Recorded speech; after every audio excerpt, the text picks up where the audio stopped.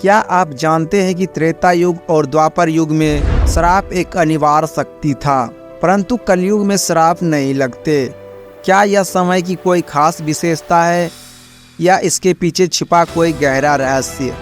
आइए आज हम आपको ले चले एक ऐसी अनदेखी संसार में जहां आप जानेंगे कि कलयुग में श्राप का क्या हुआ, क्यों वे शक्तियां खो गई और इसका प्रभाव हमारे जीवन पर क्या है।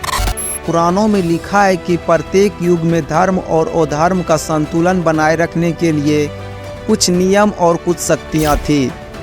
सतयुग में सत्य स्वपरी था, त्रेता युग में नियम और अनुशासन का महत्व था, द्वापर युग में कर्म का न्याय था, लेकिन कलयुग में शक्ति का सजीव माध्यम बदल गया। पुराणों में माना जाता है कि समय का एक चौथा चक्र ऐसा समय होगा जहां श्राप देना संभव नहीं होगा। इसका कारण न केवल मानव की बदलती मानसिकता है, बल्कि देवता और ऋषियों का आशीर्वाद भी कलयुग में कम हो गया। महर्षि व्यास, नारद मुनि और अन्य महान ऋषियों ने कलयुग के आगमन के समय एक बैठक आयोजित की। इस बैठक में उन्होंने भविष्य के संदर्भ के कई मुद्दों पर चर्चा की। जब यह बात सामने आई कि कलयुग में इंसान अपनी इच्छा और लोभ में फंसेगा, तो उन्होंने यह निर्णय लिया कि श्राप जैसी शक्तियों को समीप करना आवश्यक है। इस काल में अगर किसी को श्राप मिलता भी है तो वह केवल अस्थायी होगा और उस व्यक्ति के कर्मों के आधार पर उसे वापस अपने पद पर लौटने का अवसर मिलेगा। कलयुग के नियम कुछ अलग है। यह एक युग है जहां भौतिकता, लोभ और अहंकार ने मनुष्य की मानसिकता पर गहरी छाप छोड़ी है। देवताओं और ऋषियों ने यह समझा कि अगर कलयुग में श्राप की शक्ति वहीं रही जो अन्य युगों में थी, तो इस युग में शक्ति और आध्यात्मिकता का प्रचार प्रसार नहीं हो पाएगा। इसलिए कलयुग में श्राप की सीमा तय की गई ताकि मनुष्य अपने कर्मों के प्रभाव को खुद समझे और श्राप के अधिक शिक्षा का महत्व समझे। जब कलयुग का आरंभ हुआ तो महादेव और विष्णु ने यह आदेश दिया कि इस युग में व्यक्ति को शिक्षा के माध्यम से पथ दिखाए जाएंगे।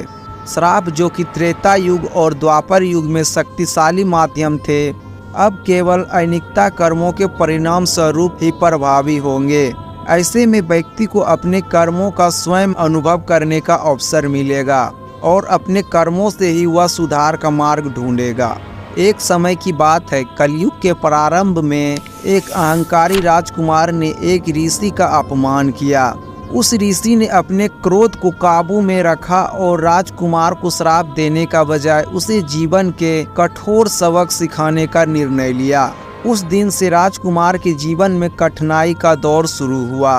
वह जो भी कार्य करता उसमें असफल मिलती। धीरे धीरे उसे समझ में आ गया कि यह उसके कर्मों का फल है और वह खुद को बदलने लगा। यह कथा इस बात का प्रतीक है कि कलयुग में श्राप का रूप बदलकर कर्म के रूप में बदला गया है। कथा के अंत में देवता और ऋषियों का यह निर्णय स्पष्ट हो जाता है कि कलयुग का श्राप केवल शिक्षा पद है। हर मनुष्य अपने कर्म के अनुसार फल पाता है और जीवन में अपना मार्ग ढूंढता है। इस तरह श्राप की पुरानी शक्तियाँ एक नए स्वरूप में परिवर्तित हो गई।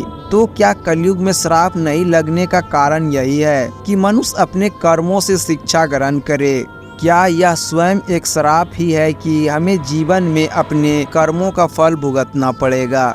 इस प्रश्न का उत्तर आप अपने जीवन में ढूंढ सकते हैं।